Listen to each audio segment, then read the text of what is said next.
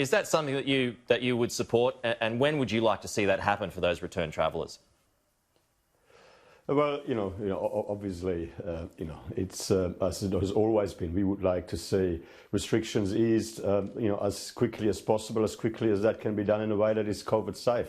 It's great to see the travel bubble coming to force today between New Zealand and New South Wales and the Northern Territory, and that frees up another 325 places a week in quarantine in New South Wales, which will help get more Australians back in from overseas that want to come back.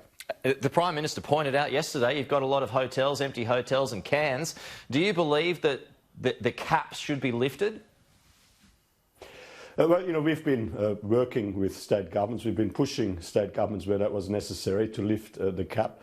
and we certainly think that we should do as much as we can to get as many Australians back from overseas as we can do in a way that is COVID safe. And to the extent that there is capacity in places like Cairns, of course. I mean, look, clearly, while there might be limits in terms of commercial aviation, I mean, there's no limit to charter operations coming in to various points around Australia, as has been done at various times in the past.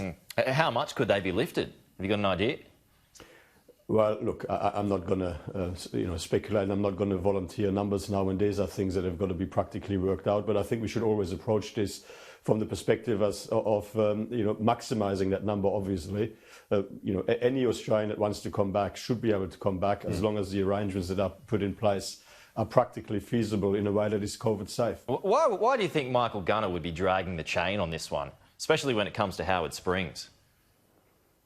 Well, look, we've been working with the Northern Territory government, and we're confident that we'll get to a positive resolution. I mean, I think in recent weeks, across the board, the situation has obviously improved in terms of some of the easing of restrictions, and also in terms of some of the increases that we've been able to secure when it comes to accommodating more Australians returning into quarantine arrangements in various capital cities. OK, I want to get to Victoria. So the breaking news just in, you can see it there at the bottom of your screen. So 2 cases, no deaths. That's over the last 24-hour period. It's fantastic news.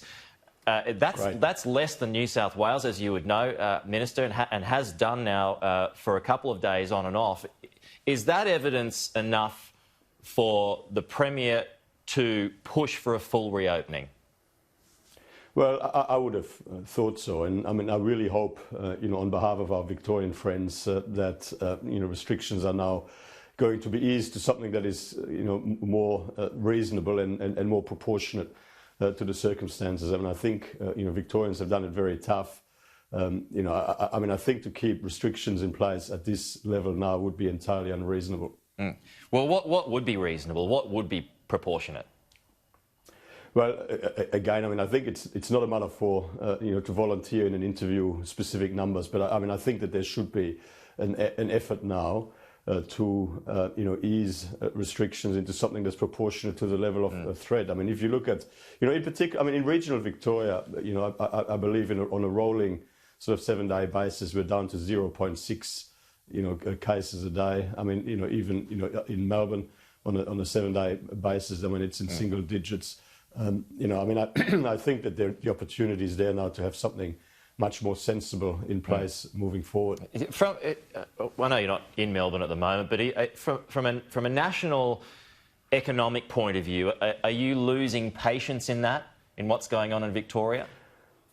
Well, it's not so much, losing patience from a national point of view. I'm just very sympathetic, and I feel for our fellow Australians in Victoria who've had to live with these sorts of severe restrictions for a very long time. I mean, that clearly has had very devastating consequences on the Victorian economy, and it's had very negative consequences, flow-on consequences on the Australian economy. I mean, in the last month, our job numbers would have continued to grow, but for Victoria. I mean, Victoria is clearly continuing to drag the national economy down, and clearly we would want to see steps taken to reopen and remove restrictions on the Victorian economy as soon as possible. Would you concede that the measures that have been in place have successfully squashed the virus?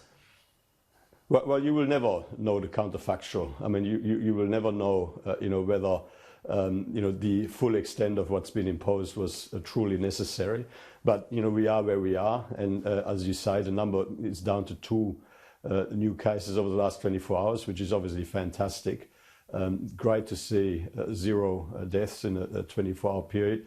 Let's hope that continues, but let's also ensure that whatever measures are put in place, from here on in, are proportionate to the level of threat. Just on to Queensland, those jobless figures that came out yesterday, must have been a surprise for you that nationally it's gone the other way again when many people thought it would rise. But on to Queensland, the jobless rate is at 7.7%. That's actually worse than Victoria, that's been in lockdown. Is that a marker that things need to change in Queensland as well?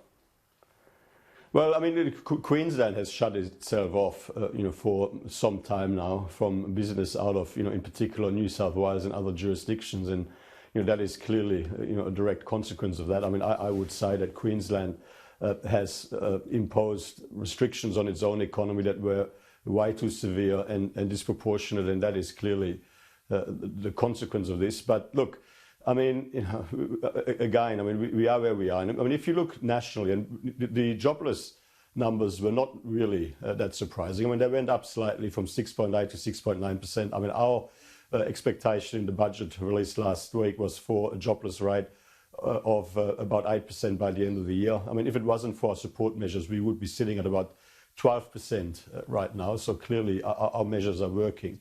And if it wasn't for Victoria, our employment numbers would have continued to grow nationally as they have in recent months. I mean, hundreds of thousands of jobs have been restored across Australia in recent months. In fact, about 60% of the jobs lost as a result of this crisis have already been restored. We would want to see that continue, and a proportionate and appropriate easing of restrictions in Victoria and some better decisions in places like Queensland would clearly help boost economic growth and jobs recovery. OK. How much more time have you got left in the job?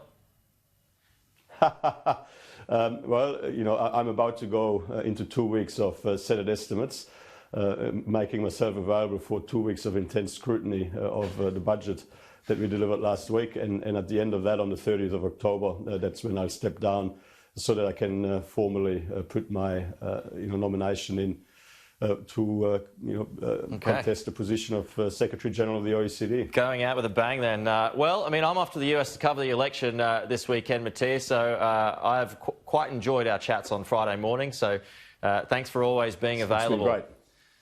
We'll talk to you again someday, sometime soon. All right, Mathias Cormann there, live from Perth.